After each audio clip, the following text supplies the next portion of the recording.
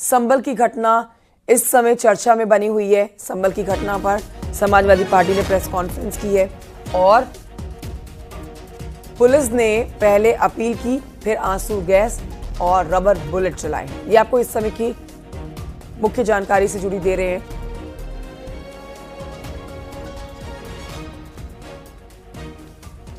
माफ कीजिए, आपको बता देते हैं, यहां पर एसपी ने प्रेस कॉन्फ्रेंस करके कहा है कि पुलिस ने पहले अपील की, फिर आंसू गैस और रबर बुलेट चलाई गई। उन्होंने कहा कि पुलिस ने किसी भी शख्स पर गोली नहीं चलाई है। इस मामले में अब तक 21 लोगों को गिरफ्तार किया जा चुका है।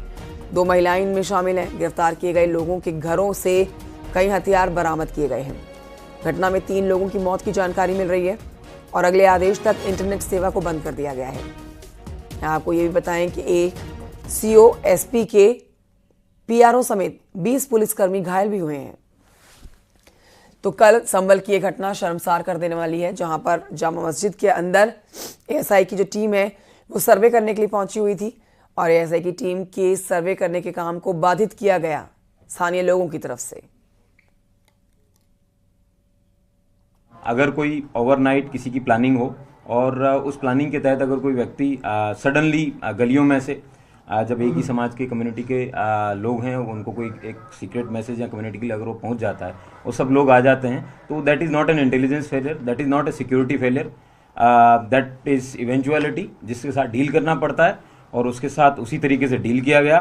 पुलिस द्वारा वहाँ पे टीयर स्मोक म्यूनिशन फायर किया गया। पुलिस द्वारा पहले बताया भी गया कि ये नाजायज़ मजमा है, मेरे स्वयं द्वारा बताया गया 3 बार कि आपका नजमा नाजायज़ है, आप लोग यहाँ से चले जाएं। उसके बाद टीयर स्मोक भी फायर किए गए और पैलेट गन्स भी हैं, वो भी फायर की गई हैं। आप कई जगह वीडियो के अंदर वायरल भी हो रहा है कि पुलिस द्वारा फायरिंग की गई। पुलिस द्वारा आया वो पैलेट गन का प्रयोग किया गया। पुलिस द्वारा किसी भी लीथल वेपन जिससे कि किसी व्यक्ति की जान जा सके, पुलिस द्वारा ऐसा कोई भी वेपन है वो फायर नहीं किया गया। और इस पर और जानकारी देने के लिए हमारे साथ हमारे 2 सहयोगी जुड़ गए हैं। संभल से हमारे साथ राजीव सिंह है और सुनील कुमार हमारे साथ हैं। दोनों के पास चलेंगे, जल्दी से अपडेट लेंगे। सुनील के पास पहले चलते हैं क्योंकि सुनील उस जगह पर मौजूद है जहां पर से कल उन्होंने हमें जानकारी दी थी, तस्वीरें दिखाई थी कि किस तरह से आसपास के स्थानीय लोगों ने यहां पर उपद्रव मचाया था। सुनील, आज के हालात पर अपडेट दीजिए। आज शांति बनी हुई है या फिर इस समय भी वहां पर सुरक्षा बलों की तैनाती की गई है ताकि कल जैसा उपद्रव ना फैलाया जा सके? सुनील, देखिए, सबसे पहले हम आपको बता दें, संभल में इंटरनेट सेवाएं बंद है। लगातार सोशल मीडिया पर वायरल हो रहे फोटो फैलाने वाले कमेंट्स के बाद में प्रशासन ने ये एहतियाती कदम उठाया है। जहाँ तक संभल शहर की बात है तो संभल शहर में कल से ही घोषित कर्फ्यू है। आज भी हालात वही हैं। हालांकि प्रशासन ने यहाँ पर कर्फ्यू लगाने से साफ इनकार किया है। प्रशासन की मानना है कि स्थिति पूरी तरह से नियंत्रण में है और वो भी हम आपको बता दें, जामा मस्जिद इलाका है मकासा थाना क्षेत्र का, जहाँ ये पूरा घटनाक्रम हुआ है। साथ ही शहर में बाजार बंद हैं, दुकानें बंद हैं, लोग चिंतित हैं अपने भविष्य को लेकर, आगामी स्थिति को लेकर के, लेकिन शहर में स्थिति सामान्य है। प्रशासन ने स्थिति का नियंत्रण पाया हुआ है। जी ठीक है, राजीव के पास चलते हैं। राजीव और जानकारी देंगे। राजीव भी हमारे साथ संभल से मौजूद है। राजीव, कल की घटना शर्मसार कर देने वाली, निंदनीय है। अब देखिए, इस घटना के ऊपर राजनीति भी शुरू हो गई है। एक तरफ यहां पर समाजवादी पार्टी आरोप लगा रही है कि जो नतीजे आए हैं चुनाव से जोड़कर समाजवादी पार्टी आरोप लगा रही है, उनसे लोगों का ध्यान भटकाने के लिए इस तरह का घटनाक्रम कराया गया। तो वहीं बीजेपी भी समाजवादी पार्टी को इस पर निशाने पर ले रही है। अब इस पूरे घटनाक्रम पर आप आज की जानकारी दीजिए कि कल कुछ लोगों की जान भी गई है, कुछ लोगों को हिरासत में भी लिया गया है। अभी इस समय वहां पर स्थिति कैसी बनी हुई है, क्या अपडेट्स है वहां से? देखिए कंचन, संभल में तनावपूर्ण शांति बनी हुई है। रही बात राजनीति की, तो जो जामा मस्जिद का सर्वे है वो चुनाव के पहले यानी कि 19 तारीख को शुरू हुआ था। उसके बाद कल फिर से ये सर्वे जैसे ही शुरू किया गया, वैसे ही आसपास से सैकड़ों की संख्या में उपद्रवियों ने देखते ही देखते पुलिस पर पथराव शुरू कर दिया, फायरिंग शुरू कर दी और वहाँ पर जितनी भी गाड़ियाँ खड़ी थी उनमें आग लगा दी। जिसके बाद पुलिस ने भी बचाव में आंसू गैस की गोले दागे हैं और साथ ही साथ जो रबर बुलेट है उसको भी फायर किया है। हालांकि इस दौरान करीब 3 लोगों की मौत हुई है, करीब 1 दर्जन से अधिक लोग गंभीर रूप से घायल हुए हैं। इसमें एक एसडीएम, एक सीओ समेत 4 अफसर घायल हुए हैं। किसी के कारतूस का छर्रा लगा है तो किसी का पैर फ्रैक्चर हुआ है, किसी के पत्थर लगा है। जबकि 20 जवान घायल हुए हैं। दूसरी ओर पुलिस ने यह दावा किया है, खुद यहाँ पर जो तनावपूर्ण स्थिति है इसको देखते हुए ADG zone Ramit Sharma, commissioner Anjay Kumar Singh, DIG समेत डीआईजी मुनराज समेत जो बड़े अफसर हैं वो भी संभल में कैंप कर रहे हैं। जो तीनों मृतक हैं उनका पोस्टमार्टम कराया जा चुका है। अब सबसे बड़ी चुनौती उनका अंतिम संस्कार क्रेमेशन कराना है, उसके लिए भी लगातार प्रशासन ने अपनी तैयारी की है। और दूसरी ओर संभल में तनाव की स्थिति को देखते हुए डीजी कोटे से, रिजर्व कोटे से भी जो अतिरिक्त फोर्स भेजी गई थी वो भी संभल पहुंच चुकी है। संभल में इस वक्त भारी संख्या में सुरक्षा बलों की तैनाती है, चाहे वो पुलिस हो, पीएसी हो, आरआरएफ हो, आरएएफ हो। इन तमाम सुरक्षा बलों द्वारा लगातार गश्त किया जा रहा है। संभल के लोगों से अपील की जा रही है कि शांति व्यवस्था बनाए रखें।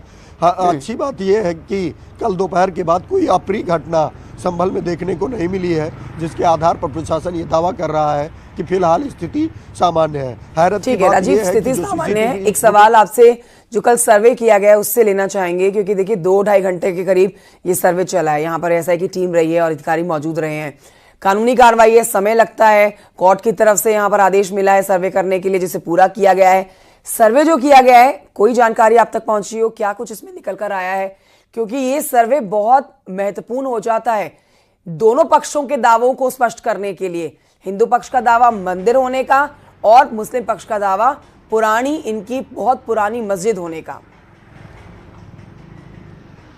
देखिए, हिंदू पक्ष का ये दावा है कि ये हरिहर मंदिर था, यहाँ भगवान शिव और विष्णु का मंदिर था, जिसके बाद 1526 में बाबर ने इसे हरिहर मंदिर को तोड़कर ये जामा मस्जिद बनवाई थी।